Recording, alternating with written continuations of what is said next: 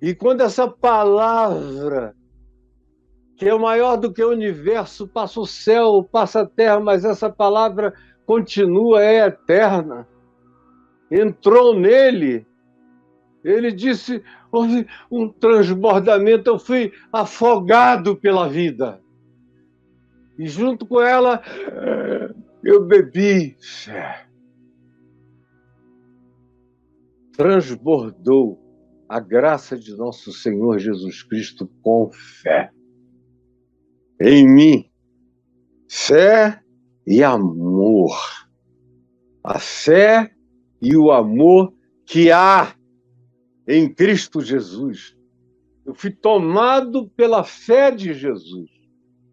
Porque Paulo não era só uma pessoa que teve fé em Jesus. Ele já se converteu tendo também a fé de Jesus. Você provavelmente tem a fé em Jesus. Mas tem gente que aprende a ter a fé de Jesus. Esse é o objetivo desse transbordamento. Não é só me ajudar a ter fé em Cristo Jesus. Isso já é salvação para o meu ser. Mas é me ensinar a ter a fé de Jesus. Porque isso me torna um Jesus na terra. Não só quando eu creio em Jesus, mas quando eu aprendo a andar e a viver, e a ser e a praticar a fé de Jesus, eu me torno um pequeno Cristo. E foi o que aconteceu com ele. Transbordou a graça do nosso Senhor com fé. A fé que vem dele, a fé que ele ensinou, a fé que ele praticou, a fé que ele exercitou, a fé que ele nos mostrou e demonstrou, e o amor que ele viveu, encarnou, sofreu, morreu e por cujo poder ressuscitou. Isso tudo de uma única vez explodiu em mim. Jesus se formou em mim. Naquela criação, nessa recriação, porque fiel é a palavra que não passa. Fiel é a palavra e ela é digna de toda aceitação. Qual é essa palavra? Repita comigo essa palavra. Que Cristo Jesus veio ao mundo para salvar os pecadores, dos quais eu sou o principal. Quando você transcende a fé em Jesus e ganha a fé de Jesus em você, a primeira coisa que surge é a certeza absoluta de que você é mais amado do que dá para descrever. Se você fosse o único ser humano da existência, ainda assim, a cruz teria se erguido por sua causa, por minha causa. É o que Paulo diz, eu sei que isso é verdade. Ele veio ao meu encontro e falou comigo. Não foi Barnabé pregando para mim, foi ele que falou comigo, que me jogou no chão, que me cegou,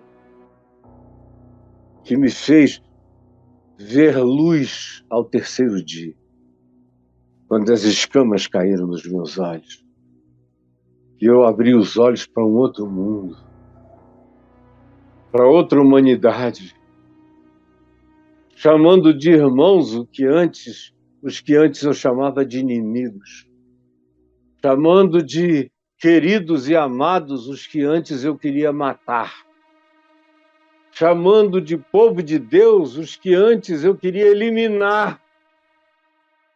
Do dia para a noite, num segundo, o mundo mudou, porque a graça transbordou em fé.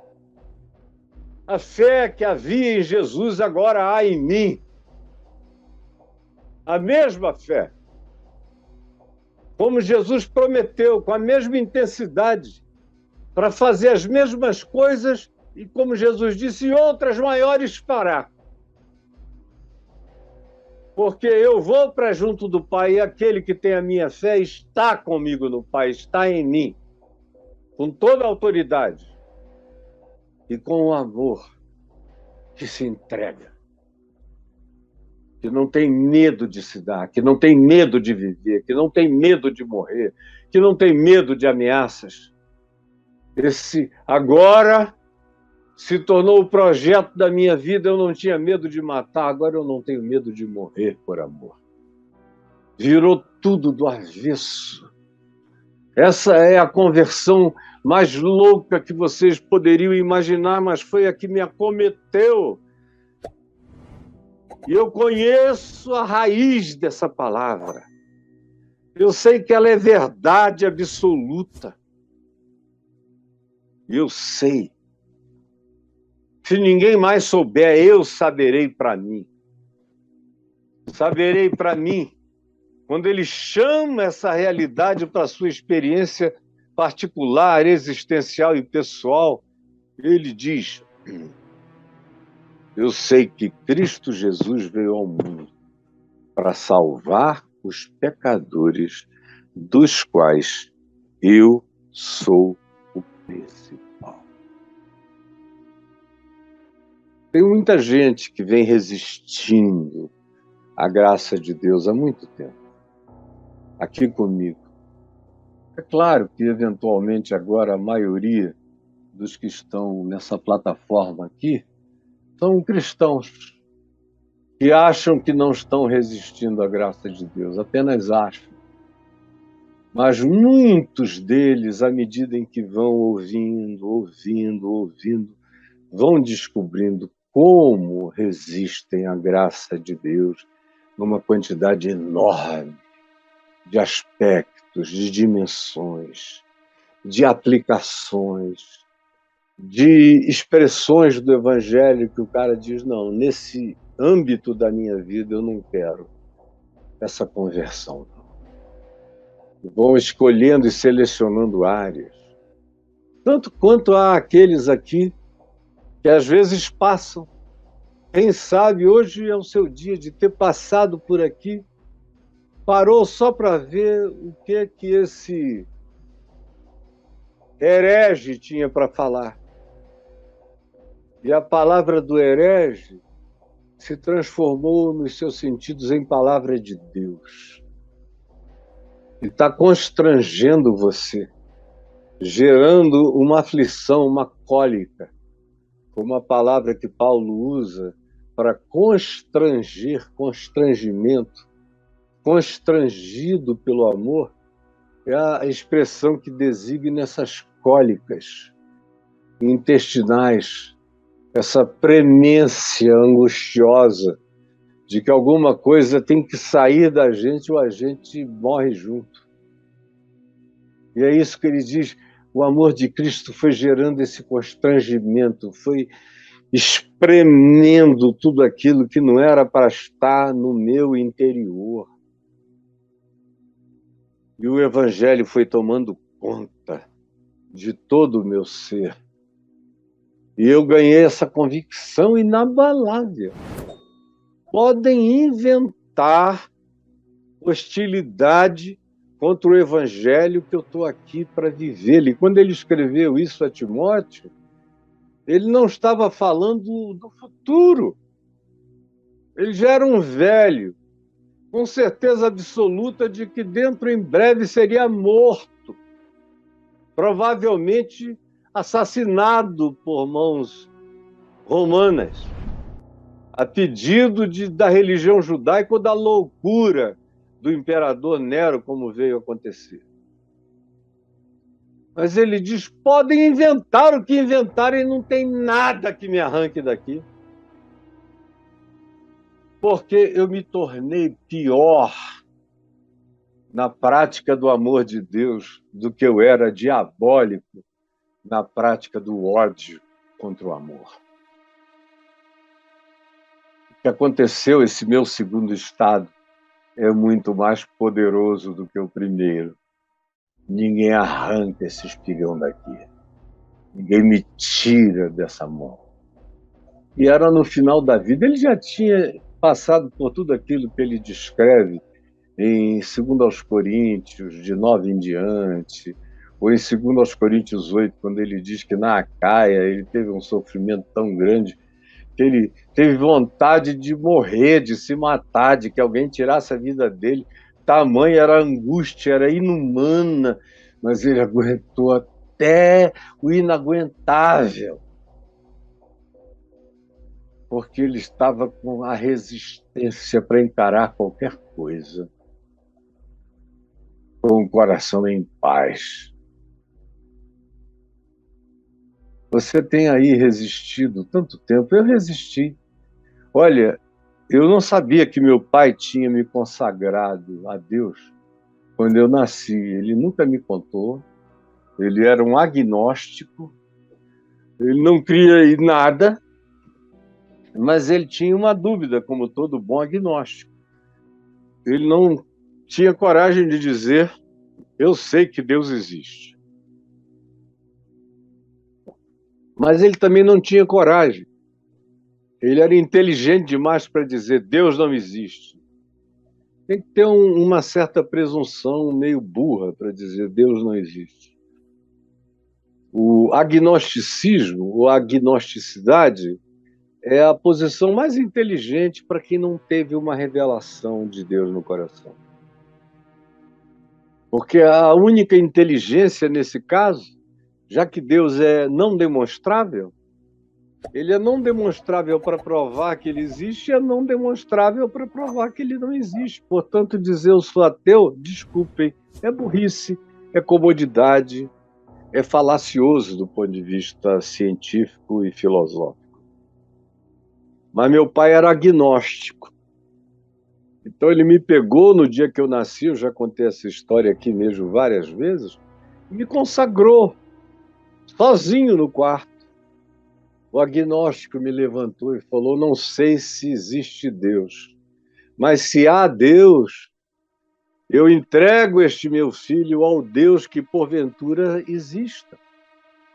Porque se há Deus, eu quero que esse meu filho seja um homem de Deus.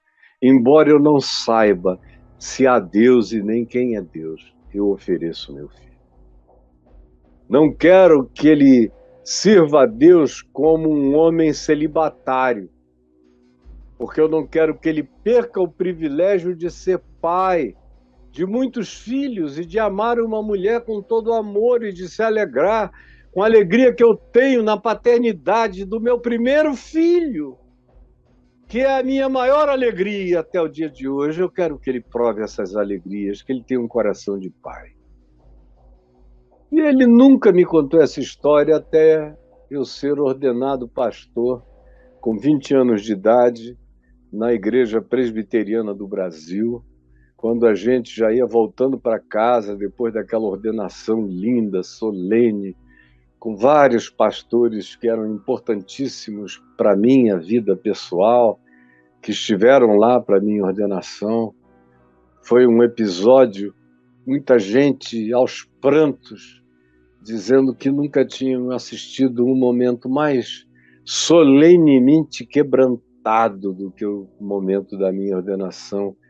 A igreja toda feita de filhos na fé que eu tinha trazido naqueles 2 primeiros anos de conversão a Cristo, chorando aos prantos de verem aquele maluco doido dos cogumelos, do ayahuasca, dos ácidos, das brigas, da mulherada, agora quebrantado, santo, de joelhos aos prantos, querendo servir a Deus para o resto da sua vida, e os pastores aos prantos, e a igreja aos prantos, e meu pai pálido de emoção, derramando lágrimas grossas. Quando nós estávamos no carro, ele me contou. Falou: filho, eu tenho uma história do dia em que você nasceu, e me contou essa história. Eu falei: mas por que você não me disse antes? Ele falou: antes porque eu não criei nada. E eu não queria te influenciar com uma coisa que nem eu mesmo sabia se era verdade. Depois que eu me converti, aí eu não quis contar, para não tirar a relação pessoal de Deus com você. Mesmo Deus que falou comigo sozinho, lendo um texto da Bíblia, haveria de falar com você. Eu aprendi a soberania, a liberdade de Deus na relação dele comigo. E eu cria que, como ele era Deus, ele um dia iria falar contigo e eu não ia dizer nada. Nem te pressionar, nem botar uma chantagem, nem um ponto de angústia mais na tua vida. Eu já sabia que você era angustiado, porque você fugia de Deus. E eu, de fato, voltando aqui, fechando um parênteses, fugia de Deus desde que eu preguei a primeira vez aos 13 anos. Quando o reverendo Antônio Elias pediu para eu fazer uma oração, e eu entrei num transe, não conseguia mais nem me ouvir, nem parar. Quando eu parei de orar, estava todo mundo aos prantos à minha volta e eu banhado de lágrimas, sem nem saber o que eu tinha dito. Minha mãe disse que eu falei em português, mas parecia que eu estava orando em outras línguas. Tamanho era o fluxo incontrolável da minha fala, glorificando a Deus de modo totalmente diferente e novo. E o reverendo Antônio Elias disse: eu quero que você pregue ou dê seu testemunho da conversão do seu pai no domingo à noite. E eu fui lá e preguei uma mensagem em João 11, associando tudo à conversão do meu pai, mas com muita graça, unção, fluência, eloquência, vivacidade, construção lógica. Foi chocante para todo mundo. Eu mesmo não sabia o que estava saindo de dentro de mim. Mas as pessoas olhavam e viam aquele garoto que era bom de bola pra caramba, que todo mundo dizia que era um craque, que ia ser profissional, tinha uma lábia extraordinária com a meninada, com as meninas, e não tinha medo de sair no tapa, nem coisa alguma.